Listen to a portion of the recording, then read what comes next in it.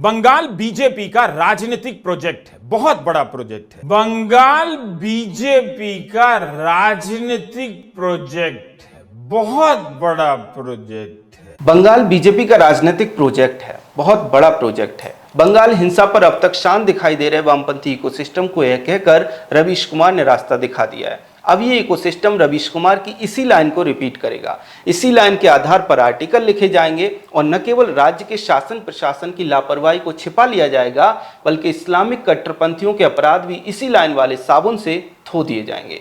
अब इसी लाइन को लेकर वीडियो बनाए जाएंगे और ममता बनर्जी सरकार की अपंगता और उसके तुष्टीकरण को दबा लिया जाएगा। खबरों में भी इसी लाइन को मेंशन किया जाएगा। वामपंथी रिपोर्टर प्रिंट में, टीवी में, डिजिटल में बंगाल से संबंधित खबरों को रिपोर्ट करते समय इसी बात को कहेंगे कि बंगाल तो बीजेपी का बड़ा राजनीतिक प्रोजेक्ट है। इसकी आड़ में हिंदुओं पर हुए हमलों को जस्टिफाई किया जाएगा। वामपंथी पत्रकार इस लाइन को बार बार अपने प्रोग्राम में इस्तेमाल करेंगे। देखते देखते इस लाइन को स्थापित कर दिया जाएगा। इसके तुरंत बाद योगेंद्र यादव, प्रोफेसर पूर्वानंद और मनोज झा जैसे कांग्रेसी वामपंथी बुद्धिजीवी इस लाइन को उठाकर इसके आसपास पत्रिकाओं में, अखबारों में बड़े लेख लिखेंगे, रिसर्च पेपर लिखेंगे। इन रिसर्च पेपर में पहले से जो वामपंथी इकोसिस्टम लिख रहा है उसको आधार बनाया जाएगा। इसके बाद इन रिसर्च पेपर को विदेशी वामपंथी मीडिया हाउस उठा लेंगे और उस पर लेख छाप देंगे। यह लेख जरूर किसी बंगाली पत्रकार या फिर बुद्धिजीवी के नाम से छापे जाएंगे। अगले चरण में इस आर्टिकल के आधार पर बड़े वैश्विक वामपंथी शिक्षा संस्थान इस पर रिसर्च पेपर पब्लिश कर देंगे कि कैसे बीजेपी बंगाल में एक बड़ा राजनीतिक प्रोजेक्ट चला रही थी और मुर्शिदाबाद में हुई हिंसा उसी राजनीतिक प्रोजेक्ट के खिलाफ हुई थी। फिर आएगा अंतिम स्टेप, रिसर्च पेपर के आधार पर कोई वामपंथी बुद्धिजीवी अंग्रेजी में किताब लिखेगा। संभवतः किताब का नाम बीजेपी इस mega political project the Bengal chapter होगा। किताब का विमोचन अलग अलग स्थानों पर कराया जाएगा। विशेष तौर पर छोटे शहरों को चुना जाएगा, लोकल मीडिया को टारगेट किया जाएगा, जगह जगह किताब पर चर्चाएं आयोजित होंगी।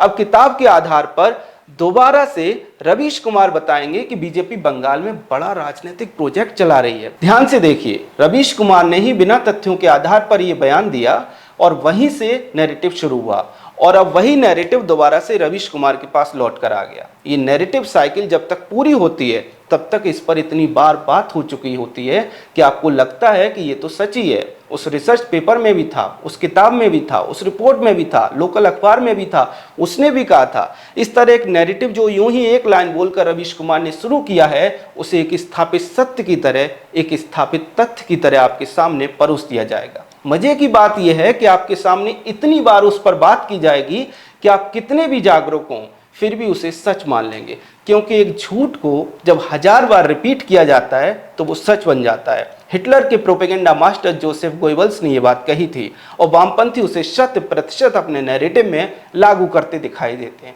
इतनी महीनता के साथ वे इस नैरेटिव साइकिल को चलाते हैं कि आप समझ ही नहीं पाते कि ये सभी एक दूसरे को कोट करते हुए आगे बढ़ गए। आपको याद भी नहीं रहता कि अरे कुछ साल पहले रवीश कुमार ने ये लाइन दी थी, उसके बाद ये नैरेटिव बनाया गया था। आप कहेंगे कि हमारे इस दावे का आधार क्या है, किस आधार पर हम ऐसा कह रहे हैं कि वामपंथी ऐसे नैरेटिव चलाते हैं। देखिए, इसका बड़ा उदाहरण हमें गुजरात में मिलता है। 2002 के दंगों के बाद गुजरात को हिंदुत्व की प्रयोगशाला के तौर पर पेश किया गया। Gujarat the laboratory of Hindutva, इस कीवर्ड को आप गूगल पर सर्च कीजिए, आपको ऐसे हजारों लेख मिलेंगे, तमाम वीडियो मिलेंगे, तमाम रिसर्च पेपर मिलेंगे, कई किताबें मिलेंगी जो इस कीवर्ड को लेकर लिखी गई हैं। दरअसल 2002 के दंगों के बाद जब तत्कालीन गुजरात के सीएम और वर्तमान में देश के प्रधानमंत्री नरेंद्र मोदी को देश और विदेशी इकोसिस्टम ने टारगेट करना शुरू किया, उनके विरुद्ध अभियान चलाया गया। इसके पीछे का उद्देश्य था कि किसी भी तरह से मोदी की राजनीति को खत्म कर दिया जाए, मोदी के राजनीतिक करियर को खत्म कर दिया जाए। इसे करने के लिए गुजरात को हिंदुत्व की प्रयोगशाला के तौर पर पेश किया गया। जैसे अभी रवीश कुमार ने कह दिया कि बंगाल बीजेपी का बड़ा राजनीतिक प्रोजेक्ट है, उसी तरह से तब किसी एक वामपंथी ने कह दिया कि गुजरात बीजेपी और आरएसएस की हिंदुत्व की प्रयोगशाला है। इसके बाद फिर नैरेटिव का पूरा वही चक्र चला जो अभी हमने आपको बताया। हिंदुत्व की प्रयोगशाला शब्द का इस्तेमाल हर वामपंथी बुद्धिजीवी और पत्रकार अपने लेख में करने लगा। एक एक लेख में कई कई बार ये लिखा गया। एनडीटीवी तब वामपंथी प्रणव रॉय के पास था। उसमें बार बार इसी नैरेटिव के आसपास लेख लिखे गए, मीडिया में बार बार इसका इस्तेमाल किया गया। फिर तय नियम के तहत विदेशी मीडिया ने इसको लेकर लेख पब्लिश किए। द न्यूयॉर्क टाइम्स ने इस पर यह बड़ा लेख पब्लिश किया, जैसा कि आप स्क्रीन पर देख रहे हैं।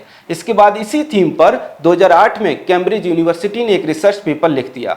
लेख और रिसर्च पेपर के साथ साथ कई किताबें भी लिखी गईं। गुजरात हिंदुत्व की प्रयोगशाला है, इसको लेकर कई साल तक इसी तरह से सर्कुलर साइटेशन के आधार पर कंटेंट क्रिएट किया गया। दूसरी तरफ वामपंथी पत्रकार, जो कि वामपंथी प्रोपेगेंडाबाज हैं, वो अपना काम करते रहे। ये लोग बार बार गुजरात को हिंदुत्व की प्रयोगशाला के तौर पर बताते, दिखाते, कहते रहे, जैसा कि आप स्क्रीन पर देख रहे हैं।